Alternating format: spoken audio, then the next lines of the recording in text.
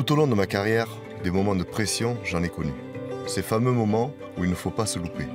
Pour se préparer à la gestion du stress, de plus en plus de champions se font aider par des psychologues spécialisés. Cette préparation mentale est devenue aussi indispensable que l'entraînement physique.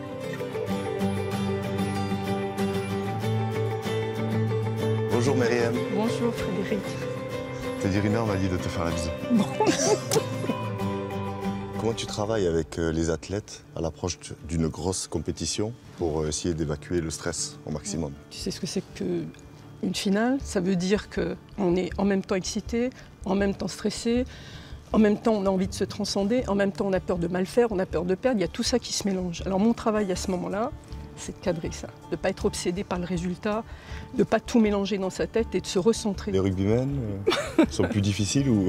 Là, c'est plus compliqué. Tout ce qui est sport, on a l'obligation d'être fort, d'être viril, d'être un homme en fait. Hein. C'est dur à percer la coquille Oui, mais on y arrive. Vous y arrivez? Progressivement. Bon, je ne veux pas vous rencontrer. Accompagner un sportif dans sa préparation mentale est une chose, mais récupérer avant une grande finale en est une autre. La répétition des efforts toute la saison use les organismes. Il faut alors savoir gérer correctement l'événement pour arriver le jour J dans le meilleur état de forme possible. Bienvenue à l'INSEP. Merci. On va discuter un peu. Ouais. Allez, c'est parti. Tu vois, le rugby actuellement en France, il est rude. C'est de plus en plus difficile, physique. Qu'est-ce que tu penses qu'il faudrait que l'on fasse pour être meilleur? Je pense qu'il y a une conception au niveau de la préparation physique hebdomadaire à retravailler et non pas trop se focaliser sur l'aspect musculation et force pure, faire de la masse. Il y a une alchimie à trouver et c'est dans cette conception qu'il y a beaucoup à travailler, notamment pour garder ce côté explosif tout en travaillant la force au sein de l'entraînement. Quel conseil tu donnes à tes athlètes pour la récupération? Déjà, il va y avoir le sommeil.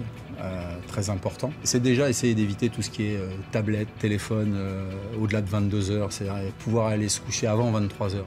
L'hydratation, on va aussi faire les bains froids, de la cryo, pour avoir cet aspect antalgique. Pour les vieux comme moi qui ont des problèmes de genoux, la cryo, ça peut faire du bien, non? Ça peut te faire du bien, justement, sur tous ces problèmes inflammatoires. Alors, les effets, les sensations? Ouais, je me sens bien là. Agréable? C'est bon, je peux courir le 100 mètres en 10 secondes, 100 mètres.